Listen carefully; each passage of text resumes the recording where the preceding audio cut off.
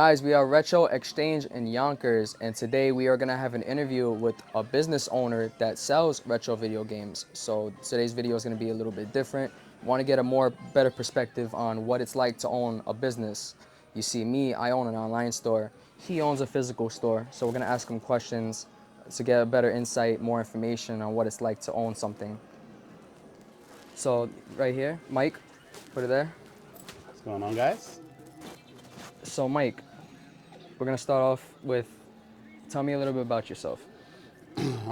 So, I am 40 years old. Okay. Been doing this since I was around 11. My brother had a video game store in Puerto Rico. He had it for 20 years. So when he opened up his store, I mean, this is years ago. So this was back when it was a lot of GameCube stuff, PlayStation, that kind of stuff. The best generation. Was moving. So I've been dealing with games, buying, selling, fixing, repairing, all that good stuff for 20 years plus. So this is not something that I just started doing. This is something I've been doing. So it's something that I love. I love video games. I love, keeping this alive and going. So, and I think that now more than ever, retro is just really hot and It is. Something that even the younger generation's moving towards. So it's really cool to see. Dope. 11 years old is kind of crazy. 11 years old, man. I was there. I thought this was probably like recent. Nah, I've been doing this since I was 11, bro. Started repairing when I was 12 and 13. He had me like fixing PlayStation 2s and PlayStation 1s and DSs and taking them apart. And I've been grinding since little. That's dope, bro. Yeah, bro. I've been playing, but I haven't been working with games at all. Yeah, man. It was cool. So, your store, how would you describe it being? Because I see that you have video games, of course, but also you sell action figures, retro action figures, statues, plushies, Funko Pops. Like, what would you categorize your store as?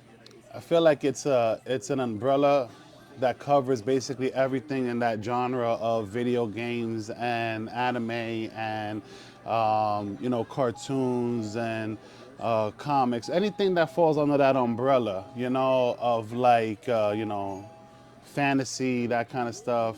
So I focus more on anything like the games, the toys, statues, comic books, like I tell people that bring me items, I say anything that falls under that umbrella.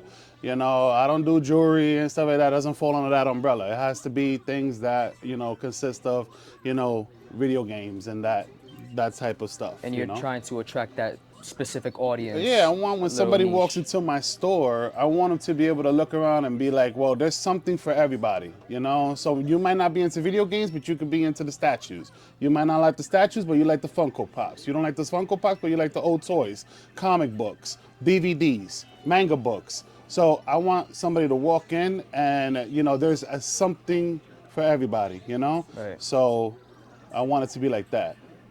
Gotcha. What makes your business stand out than any other game store? Like, what's different about yours specifically? Let's just highlight GameStop, for instance, right? You take what they're doing. When they started, they were doing fantastic. The numbers were great. Everything was fantastic. The GameStop was where you would go to get all your gaming needs. They've since stopped that. They no longer care about the retro community. They're more focused on the new gen stuff. See, me personally, when you think of a game store, you want to be able to go there and find everything you're looking for video games. So I want it to be the embodiment of everything video games, not just the new generation of stuff. I want to cater to everyone. So when you come into my store, you can grab something from Atari all the way to Switch, and your needs are met. Wide selection of different generations. Exactly. Yeah, exactly. Even my father can come in and say, I Exactly. remember playing Atari as a kid. Exactly. Right. Yeah, GameStop, it's unfortunate. They sell just like Funko Pops and merchandise rather than video games. Everything's digital. Sad. You go in there and there's really nothing on the shelves and just not a lot of video games. And, pretty much they're going to be out of business because everything's going digital. So now you've got this other aspect coming into play where everything is digital now and everybody's downloading. Physical is like becoming a thing of the past. So, if they don't do something quick, they're going to be out of business, because they're not keeping up and they're not going back, So it's not like they're trying to bring back all the old video games and make the store what it once was. So I don't know how their future is gonna look. You know. Yeah, and it's like it's not the same as it used to. You know, you would expect a store or a business to understand what the people want. Of course. Retro is at its peak right now. Yep. You know, and it's just interesting how they don't want to take a step backwards and say, "Hey, this is booming. Let's be part of the competition." Nope. Everyone is just it's just love for retro. They're separating themselves, but in a bad way. They are. In a really bad way. You know. So let's see what happens in the next 2 or 3 years. It's gonna be the next blockbuster for Yeah, sure. for sure. From everything that you do sell in the store, what's your favorite like category? PlayStation 2. Yeah. I think more than anything, in at least my store, every store is different, but in my store, PlayStation 2 is top selling, it's top tier. So PlayStation 2 is the go-to. So a lot of systems, a lot of games. So I would have to say PlayStation 2. And then, off of that, you got Nintendo 64, Super Nintendo, you got your Nintendo stuff after that is really what goes, Right. So your handhelds and your older Nintendo stuff. And what would you say is like the least selling? Xbox. Yes, it is. I try to stay away from that. Xbox is horrible, man. The games just sit and collect dust. So really and truly, Xbox, especially now with the Game Pass that they have, it's killed the market completely. So it's There's no like need to buy the games anymore. exactly. Yeah, So right now, that's doing it so much harm. So Xbox is probably my least selling thing, and then PlayStation would be the most. it's expected for sure. This is your second location. Why open up a second location in the first place? The first one is doing awesome. My first location, when I opened it, it was not expected to do as it did.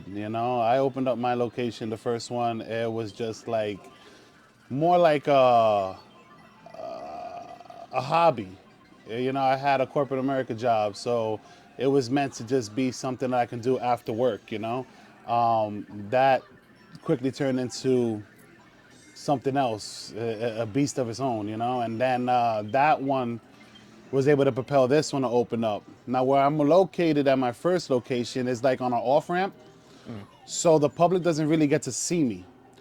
Only the true retro people who are looking for retro games will search me up and find me where I'm located at over there. Right. This store is in the center of where everything happens here on Central Ave in Yonkers, New York.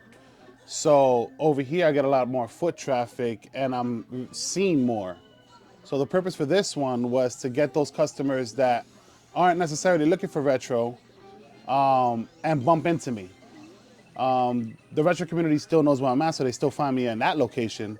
My regulars and all that, they still go there. But this is to get the new people that didn't even know I existed over there to follow me now through here. Right. So that's why this one came about. And that brings me to my next question.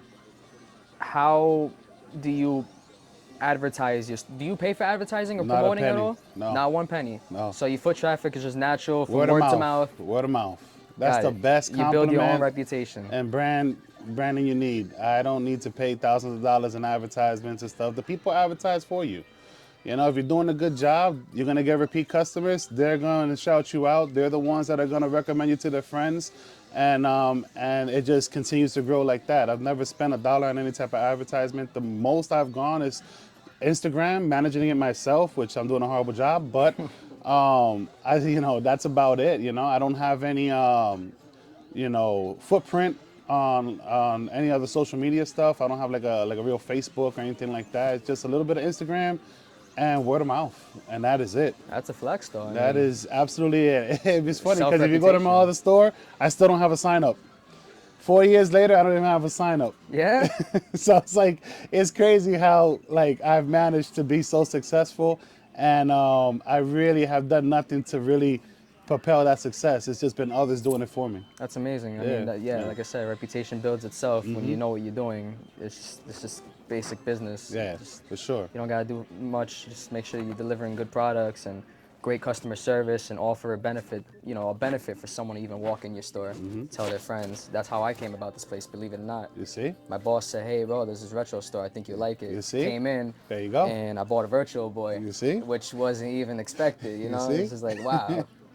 So that's how it's always been for me. It's just been people finding me through other people or just accidentally, and then it just goes from there.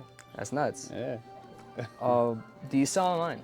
No, nothing, Not, not at all. nothing. So when I initially started, before I even had my business, I had a big online presence. I would go to garage sales. I would go.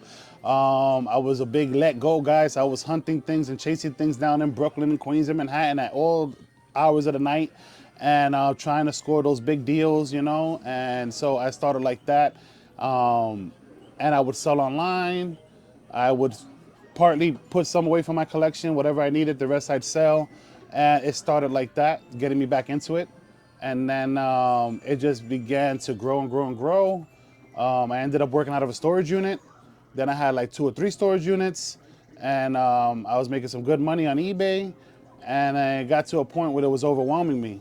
And that's when my wife at the time told me, listen, you should just open up a store. And that's when I started looking for locations and started, you know, really taking it serious. And then I went ahead and did it. Would you ever consider doing online ever? No, No. no, it's a headache. I'll be honest with you. I did it for a long time. It was cool while I did it. But there's a lot of people on there that just want to lowball you. There's a lot of people that just want to take advantage of you. I've gotten scammed a lot, you know, a lot, you know, on eBay. eBay is not for the sellers, it's for the buyers. So Yeah. they'll always side with the buyer, even when they're wrong or they're trying to steal from you. And so I had a lot of that going on, and it was just real discouraging. And I was just kind of tired of it, you know? And so I went ahead and did the store. Not only that, but there's a lot of stuff that I move here in the store that I can't move online. So a lot of your high dollar items, you can move those on eBay real easily. Right. But you're not gonna move a Madden 02, you know, or 03 Madden. That's not gonna sell for you online. So you get a lot of this filler stuff that you get stuck with as an online reseller. But in a store, that stuff moves faster than the more expensive games. Right. And it's crazy how that works. But I'll sell a $5 or $10 game over and over and over again here versus a Resident Evil or, you know, a Clock Tower or something real worth a lot of money, because, you know, that takes a certain person that's going to want to come in and buy that game for that much money. Correct. You know? So I sell the lower end dollar games more than I do the more expensive stuff. So online wouldn't work for me. And speaking of the more expensive stuff, if you don't mind, we could walk to the glass Yeah, case over yeah, there, yeah. because I Let's see check that it you out. have some crazy Got a couple heavy things. hitters. Nothing too crazy. Nothing too crazy. You lying? No problem. So yeah, when you turn your head, the first thing you see is heavy hitters. You see a new 3DS XL Pikachu edition, Rob, the robot for the NES, a complete box copy of Emerald Lake. Don't forget, we got Ruler Rose down there, all the Silent Hills down there. Rule of Rose. That was what I was talking to you about earlier when the guy said he bought it for $7 Canadian. Really? That game goes for like $600 to $1,100. Wow. And he bought it for $7 Canadian. I That's saw that crazy. post before coming here, bro. That's crazy. What a find of a lifetime. That really is. And Yeah, we got some goodies. And you over know? here, he has Earthbound complete in box, correct? Yep. That's a sealed Mario 3. Oh, that's sealed. That's a sealed Mario. Oh, man. Some of your more heavy hitter N64 games, you know. There's a couple of things that's on display just to, you know, show up the store. Something that you don't very see very often is the Neo Geo stuff. Right. So those are original Neo Geo cartridges. With the Earthbound, what's the story behind that? Story behind everything in my store is that they just walk it in. So the guy had a book bag, didn't think nothing of it. He's like, hey, I got a couple things I want to bring in and trade or whatever. So I said, sure, bring it in. He walks in. I'm not thinking anything, you know. Then he takes out the Earthbound from the book bag. And I'm like, that's crazy. So we ended up looking at comps, coming to an agreement. He was happy with the price that he got. I was happy paying what I paid.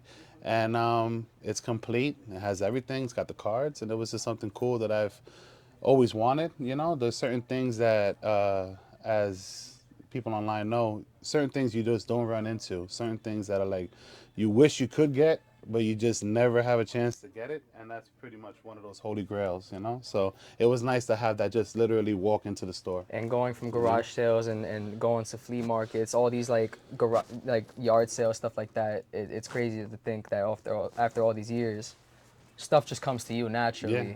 And a game like Earthbound, like, ranges between like $2,000 and $3,000, just walks into your store.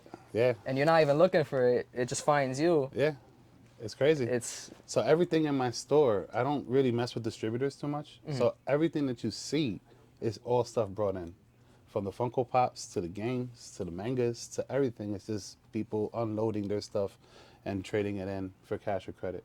So it's pretty cool that everything in there. Mario sealed, that was what $100 I got that for. So it's like, wow. there's a couple like, sometimes when you're buying big collections, you get lucky because they'll bring in like a big bin of stuff and it's like packed full. So you're not really gonna go through every single item. You're gonna kind of like just look at it. It's dirty, it's filthy, it's in somebody's attic or basement, and so you're negotiating with the person. You kind of look and rummage through, but you don't really like have an idea of what's in there. So you kind of just base off what you see and you make the offer to the person. And most of the time they're content with it because they were going to throw it out, donate it, or they just want it out the house. Right. So whatever they get, $2, $3, $4, $500 for whatever I offer them, they're happy. But then you get like, you get lucky and you get like certain games that are like all the way in the bottom that you didn't even expect, to be there. And like the No Mercy with the 001 on Yeah. it, that's expensive, Yeah, it is. So that was a find like that you find underneath.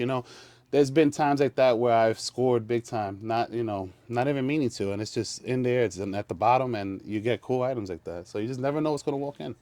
Never And know. when it comes to your trading, like how do you determine a value when you're offering to a customer? So like for example, do you like off the top of your head know market prices and say, okay, like I'll give you a certain percentage of what it's worth, or you just throw out a number that you think is fair in general?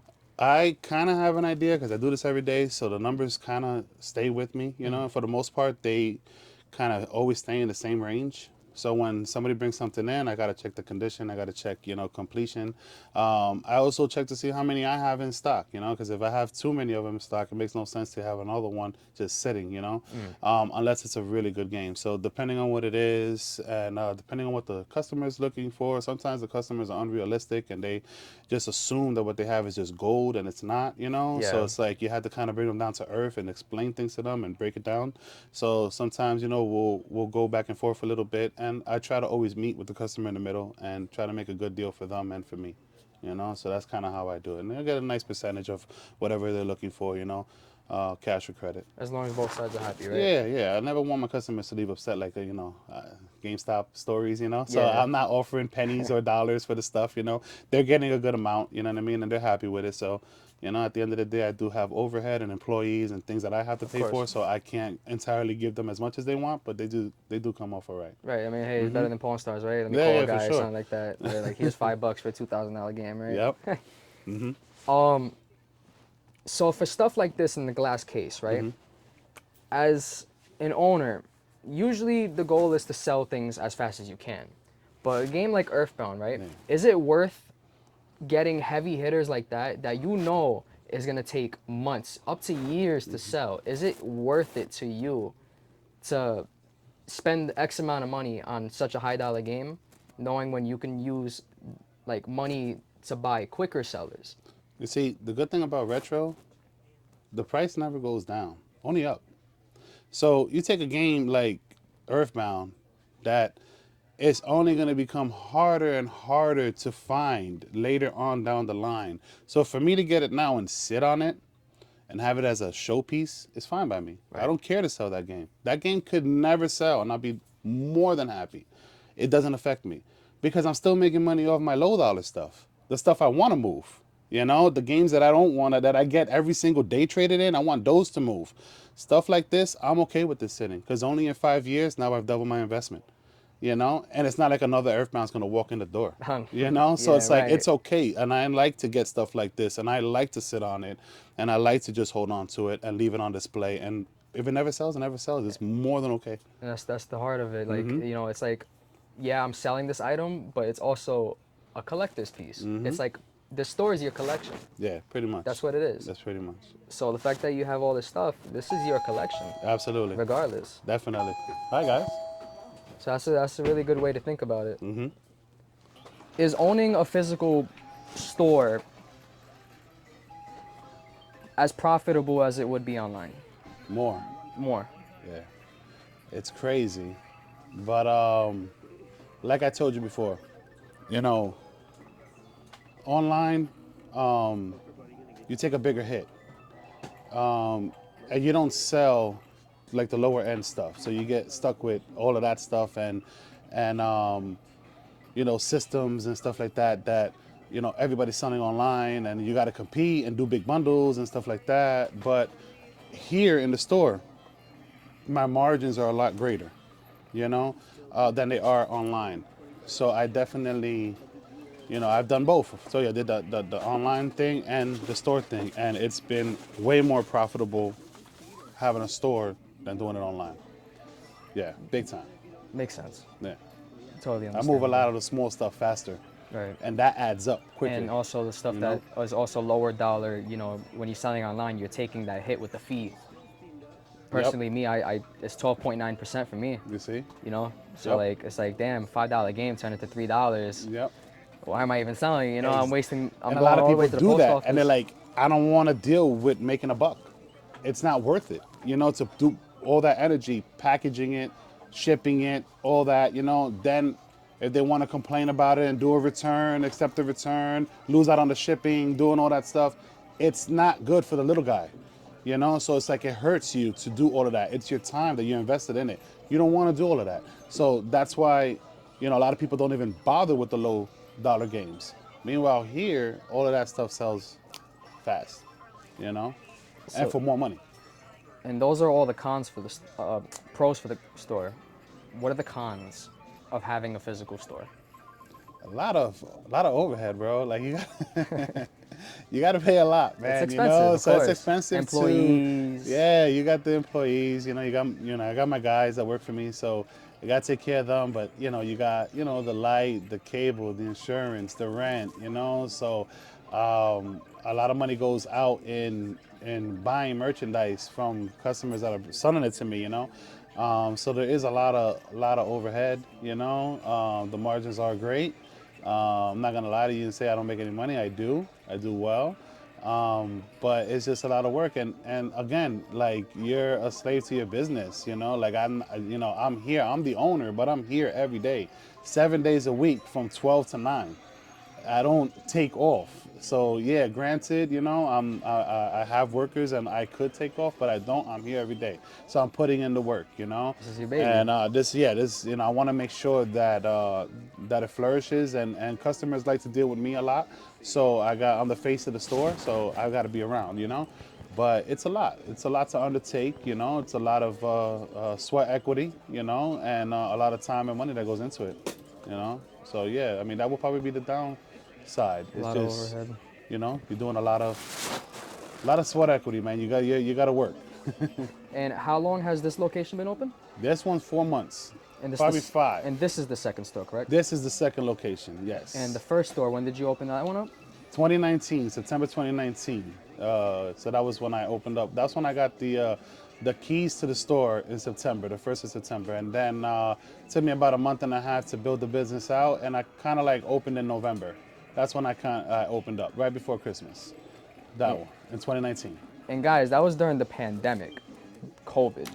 How did Yeah. you go through that? Like it must be so nerve-wracking to open up a business and then suddenly the next year everything's on lockdown. Like how did you even handle a situation like that? That was tough. You know, I was excited to open up the store. Obviously, didn't have any customers. Obviously, I'm new, so I'm already struggling. And I had set a goal of trying to make $100 a day while I was working. I figured if I could make $100 a day, $3,000 a month. That'll cover all the expenses for the store. I don't care if I make a profit because I have a full-time job. So it was more along the lines of that. And then COVID hits. So I'm like, oh boy, now they're asking me to shut down the business that I just opened up. And I'm like, what do you do? But there was a little loophole during that time. Businesses that had like one employee or whatever could stay open. Really? So I was able to stay open and do curbside during that time. So I never actually closed. And then everybody was getting their stimulus checks and everybody was at home bored and they were Oh, Googling in where they can get stuff. And to be honest, COVID saved my business. That propelled the business forward because now everybody found me during COVID, and that just elevated my business like immensely. And I'm sure when You know? everything got off the lockdown, the foot traffic was insane Oh, because it was everyone's just insane. ready to go shop again, right? Yes, yes. So it was crazy. I know for a lot of people, COVID was horrible. You know, families and everything. I understand. Everybody went through some really hard times during COVID. I was one of the fortunate individuals that didn't suffer any of those losses, and my business didn't suffer from it as well. So, you know, I was blessed enough to be able to make it through COVID and actually come out better after it. So that was real fortunate, you know, that I was able to do that. But when it first hits, you don't know, you know, you're Yeah, like, oh boy, what's going to scary. happen? You know what I mean? I just opened up this small business and now I got to close it down, you know? But like I said, it was a blessing.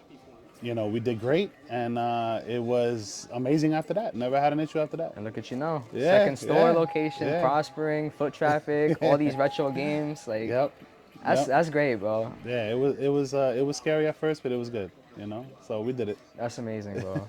So you opened the store up 4 months ago, and where are you? Where do you see yourself within like the next 5 years as a business owner? Like, do you plan on going to conventions, pop-up shops, maybe even directly into a whole different state? Like, what are your plans? People always ask me if I want to do like conventions.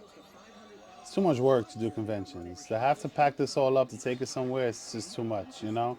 And I feel like everybody at conventions is really trying to get a real big bargain, Yeah. you know. And a lot of low balling happens there, and a lot of back and forth. And I just don't have the time and the energy to put into that, you know. So I never go to conventions. That's not my thing.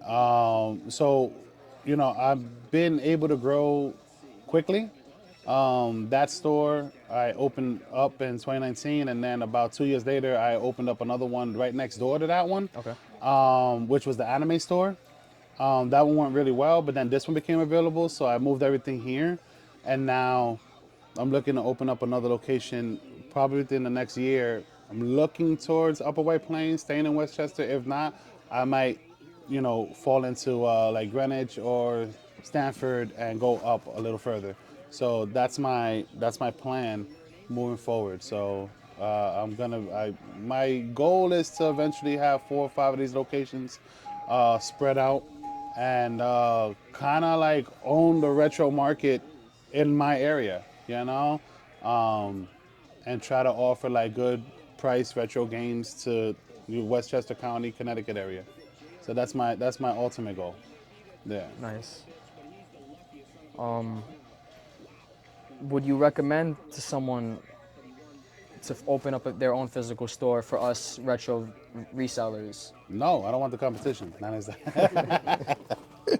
No, honestly, I mean, if you feel like it's a passion and that's something that you want to do, then absolutely, do it.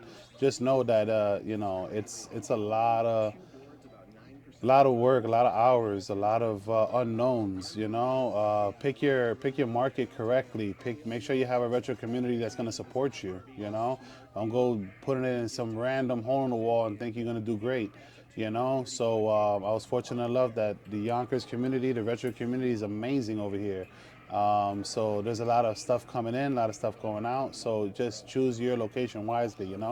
And yeah, I mean, you could do it. I did it with a $10,000 loan, and so that's how I started. I didn't have money to back me up or anything, and I opened up my store with $10,000 loan. Half of the money went just to get the location, and the first month in security deposit. The other half went in just getting showcases like Yeah. this off of like Facebook Marketplace, buying them cheap for 100 here, 200 there, and just put that store together with scraps. But I was able to make it happen. But it took a lot. It took a lot of hard work, a lot of days, a lot of long nights. So if someone's willing to put in the work, then I say go for it. You know what I mean? But just don't think it's going to be something that's just going to come easy. That's all. And what's your advice to someone that says, okay, I do want to open up a store? Like, what's your best tip, advice for them to succeed? Um, it's a good question. Um, Treat your customers like you want to be treated. Try to make them a part of who you are. Don't treat your business. I wouldn't say like a business because at the end of the day, you're running a business. I get it, but don't treat it so corporate. You want to make sure that you make people feel good, give them deals, throw them a little kickback, a little free game here, a little whatever. Nowadays, when you go somewhere, you don't get anything. These businesses, they want to take everything they can from you, but they don't offer you anything in return. So a lot of the times, my customers will come in and they'll buy stuff from me. I'll make bundle deals with them. I'll lower the price for them. I will even throw them a free game. I will do all those kind of things. I'll give the kids candies, like right here, I have like little candies to offer them and things like that. My other location, I have drinks and candy bars and stuff, and I'll tell them, listen, grab a drink and a candy on the way out, as a little thank you. So make sure that you're treating your customers well. Make sure you're making them feel good. They're spending their hard-earned money with you, and you in return want to make them know that you're appreciative of it. And so you never want to be that dude that's just trying to get every dollar out of them and then not giving nothing in return. So just be a good dude. Just be someone cool, somebody people want to do business with. If you're not that type of guy, then don't go into this business. Stay away from it and sit behind a computer and sell online, but don't make yourself the face of a community that you don't want to be part of. Right, and That's all. and it is all about having fun. I mean, all we do is we work with entertainment. Yep. That's our job. We sell entertainment. We should enjoy the entertainment. Absolutely. Yep. Display yourself as you would a retro game. Yep. You know, Yep. be a fantastic 64. Exactly, with legs. Just So you gotta be love that what you do, face. love what you do, and just, these people are giving you business. They're your lifeline, to support your family. So just make sure that you don't have to extract every nickel and dime from them. You can work with them and you can make good deals happen where both parties are happy. So as long as you're wanting to do that, if you're that type of individual, then go for it, man. That's my recommendation. And guys, that was all my questions. All right. You answered all of them amazingly. I learned some stuff myself. Cool. Because I sell online. I'm not honest, genuinely. I'm not planning on opening a physical store. Good. I like being Just in the don't comfort of open my own around me. home. I enjoyed the adventure as well. Obviously Yeah. it's great to get my product and coming to me like you do with Yeah. such rare stuff. Yeah. But there's different types of businesses. Like myself, I love to hunt. Gotcha. Let me go hunt for it.